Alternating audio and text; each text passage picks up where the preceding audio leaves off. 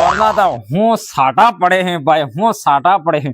મન કા કહેતા તમારા પાપ નો ગળો ભરાઈ ગયો, પણ અમાર તો ઓણ તો થળાવ ભરાઈ ગયું ગળા નાટા. બોલ, ખૂબ સાટા પડે ભાઈ, ખૂબ. ખેતરમાં જાઓ ને પાણી કાઢી આવો તો એ પધારો સમનબા, એ પધારો પધારો ગોકળબા.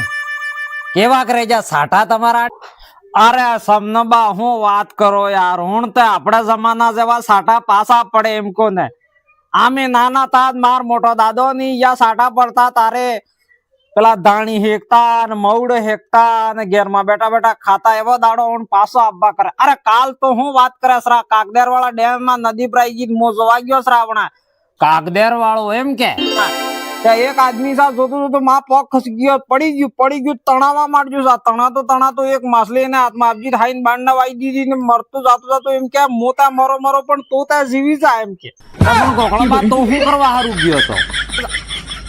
મોતે શું કરવા જાય તય પેલો એક મેં પેલા મોબાઈલ માં જોયું તું કે આ બાર વે મોરે થકી મનકન તળાવ તૂટી ગઈ તો ડોબો તણાઈ ગયો ને મનકા તણાઈ ગયો ને ઘેરા તણાઈ ગયો ને એમ વાત મળી હતી.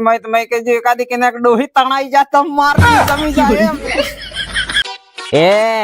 એક પગ તો તમારા માયણા માં ને એક પગ અહીંયા ઘેર બેઠા થકો ને ડોહી જુજે. તમે બે જણા ગામના મનગંદર આવા દઈને કૂતરાને બી કાટતા નહીં જાતા ડોહે. બંડલ મેલો યાર તમે બંડલ. એ આ ગપુરાન સોરાન સમજાડી દીધો હા કે આટલો ઝીલતા સા નદીમાં રહેતા ને પાછા થાકી જતા તો ડૂબી ઝીલવા આપતી ડૂબજીમાં તો સડીને બેઠા. બોલ, એક વખત તો માત ને માને પીપળા વાય વાળા ડોહો નહીં અબાર તો મરવા કરે.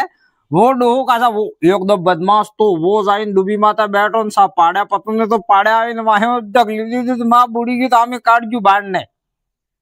આટલું અમે ઝીલતા વાગ્યા. બાર વાળા જોરો તો સ્વિમિંગ પુલ કરે ને હું કરે લે. બાર વાળા જોરો બની અગર આના કાંઠા થી પેલા કાંઠા થી નકળી જ નહીં શકે, ફોંપી કરી પડી.